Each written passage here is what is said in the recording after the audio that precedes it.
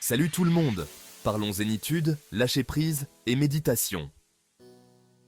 Avant de commencer, n'oubliez pas de vous abonner à la chaîne et d'activer la cloche pour ne rien manquer. Si vous êtes du genre stressé, que votre cerveau ressemble à une fenêtre internet avec 36 onglets ouverts, j'ai peut-être la solution pour vous. On va décortiquer ensemble 10 conseils pour réussir à méditer, même si vous pensez être aussi souple qu'une barre de fer et aussi zen qu'un éléphant dans un magasin de porcelaine. Oubliez les clichés du gourou perché sur sa montagne. La méditation, c'est pour tout le monde. Et surtout, c'est accessible. Alors, installez-vous confortablement, prenez une grande inspiration et préparez-vous à découvrir le pouvoir de la méditation. Premier conseil, trouvez-vous un endroit calme, un espace où vous pouvez vous retirer du tumulte quotidien et vous recentrer sur vous-même. L'idée, ce n'est pas forcément de construire une cabane de méditation au fond du jardin. Quoique, si vous avez le jardin, allez-y, envoyez les photos. Cela peut être aussi simple qu'un coin tranquille dans votre maison ou appartement. Non, l'important, c'est de trouver un endroit où vous vous sentez bien, un lieu où vous pouvez vous détendre et vous sentir en harmonie avec vous-même. Ça peut être votre canapé, votre lit, un coin de votre bureau, du moment que vous vous sentez en sécurité, au calme, et que vous ne risquez pas d'être interrompu toutes les 5 secondes. L'essentiel est de créer une atmosphère de sérénité.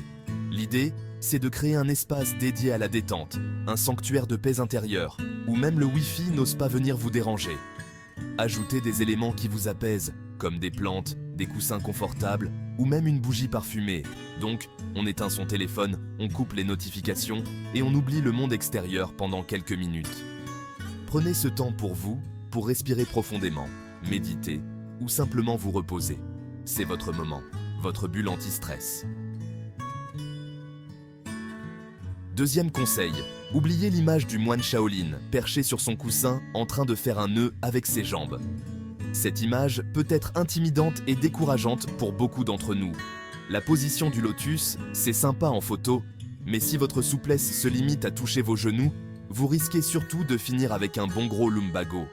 L'important, c'est d'être confortable. La méditation ne doit pas être une source de douleur ou d'inconfort. Elle doit être une pratique agréable et relaxante.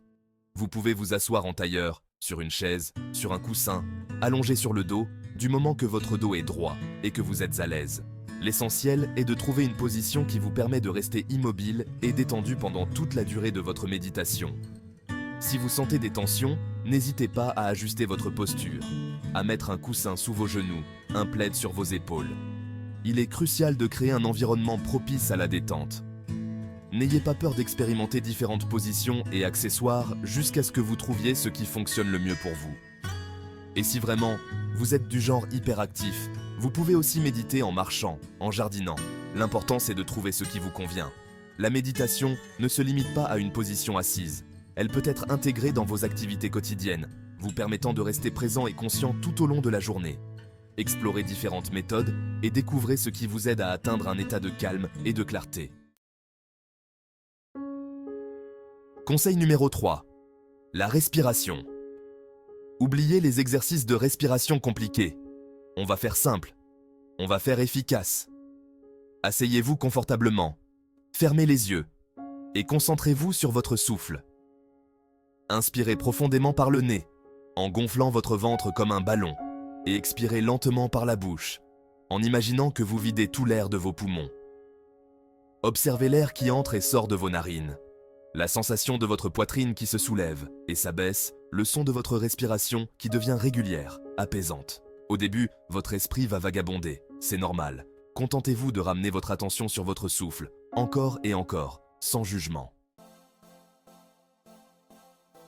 Bon, on est au 21e siècle, et devinez quoi ?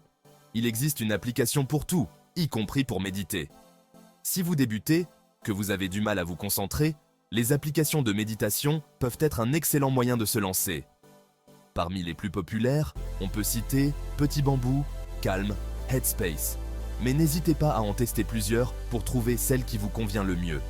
L'avantage des applications, c'est qu'elles permettent de méditer n'importe où, n'importe quand, que ce soit dans les transports en commun, pendant votre pause déjeuner, ou même aux toilettes, on ne juge pas. 5e conseil, soyez patient. La méditation, c'est comme le sport, Ça s'apprend, ça se travaille et ça demande de la régularité. Commencez par des séances courtes, 5 minutes, 10 minutes et augmentez progressivement la durée au fur et à mesure que vous progressez. L'important, c'est de créer une habitude, de trouver un moment dans votre journée pour vous poser, vous recentrer, même si ce n'est que quelques minutes. Et surtout, ne vous découragez pas si vous avez l'impression de ne pas y arriver, c'est normal d'avoir des pensées parasites. L'important, c'est de continuer à pratiquer. Si vous trouvez ces conseils utiles, n'oubliez pas de vous abonner à notre chaîne et d'activer la cloche pour ne rien manquer. 6e conseil, la régularité. C'est la clé. Ouais, c'est bien beau de méditer une fois tous les 36 du mois, mais si vous voulez vraiment en ressentir les bienfaits, il va falloir s'y mettre sérieusement. La méditation n'est pas une solution miracle qui fonctionne instantanément. C'est une pratique qui demande du temps et de la patience. L'idéal, c'est de méditer tous les jours, même si ce n'est que quelques minutes. En fait, il vaut mieux méditer 5 minutes chaque jour que 30 minutes une fois par semaine. La régularité permet de créer une habitude et de renforcer les effets positifs de la méditation. Considérez ça comme un rendez-vous avec vous-même, un moment sacré que vous vous accordez chaque jour pour vous recentrer, vous ressourcer et affronter les défis du quotidien avec plus de sérénité. C'est un moment pour vous déconnecter du monde extérieur et vous reconnecter avec votre monde intérieur. Intégrez la méditation à votre routine quotidienne, comme vous vous brossez les dents ou vous prenez votre café. Faites-en une partie intégrante de votre journée, quelque chose que vous attendez avec impatience. Et vous verrez qu'avec le temps, ça deviendra un réflexe naturel. Vous n'aurez même plus besoin d'y penser, cela fera simplement partie de votre vie quotidienne, apportant calme et clarté à chaque instant. 7e conseil, arrêtez de vous juger. Le but de la méditation, ce n'est pas de faire le vide dans son esprit, mais d'apprendre à observer ses pensées sans les juger, sans s'y accrocher. Considérez votre esprit comme un ciel bleu et vos pensées comme des nuages qui passent. Certains nuages sont gros, menaçants, d'autres sont petits, légers, insignifiants. L'important, c'est de ne pas s'identifier à ces nuages, de les laisser passer sans s'y attarder et de revenir à l'instant présent, à votre respiration, à votre corps. 8e conseil, les mantras. Un mantra, c'est simplement une syllabe, un mot, une phrase que vous répétez mentalement pendant votre méditation pour calmer votre esprit et vous concentrer. Ça peut être un mot simple, comme paix, amour, gratitude, ou une phrase qui vous inspire, comme « je suis calme »,« je suis serein ». L'important, c'est de choisir un mantra qui résonne en vous et de le répéter avec intention, en vous concentrant sur sa signification. La répétition du mantra va vous aider à calmer le flot incessant de vos pensées et à atteindre un état de calme et de concentration profonde. 9e conseil, méditer en groupe, c'est encore mieux. Rejoindre un groupe de méditation, c'est l'occasion de rencontrer des personnes qui partagent les mêmes aspirations que vous, de vous motiver mutuellement et de bénéficier de l'énergie collective. Il existe des groupes de méditation un peu partout, dans les centres de yoga, les associations, les salles de sport et même en ligne.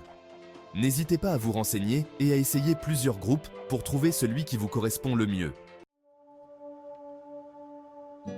10e et dernier conseil, la méditation, c'est bien plus qu'une simple technique de relaxation, c'est une philosophie de vie, un art de vivre, qui s'apprend et se nourrit au fil du temps. Il existe une multitude de livres sur la méditation, le bouddhisme, la pleine conscience, qui peuvent vous aider à approfondir votre pratique et à intégrer la méditation dans votre vie quotidienne. N'hésitez pas à vous rendre dans votre librairie préférée ou à faire un tour en ligne pour trouver des ouvrages qui vous inspirent et qui vous correspondent. Et surtout, n'oubliez jamais que la méditation, c'est un voyage, pas une destination. Alors voilà, vous avez maintenant toutes les cartes en main pour vous lancer dans la méditation. N'oubliez pas que la clé, c'est la pratique régulière. N'oubliez pas de vous abonner à la chaîne pour ne rater aucune vidéo et de liker si ça vous a plu. Activez la cloche pour être informé de chaque nouvelle vidéo. Sur ce, je vous laisse méditer et on se retrouve très vite pour de nouvelles aventures.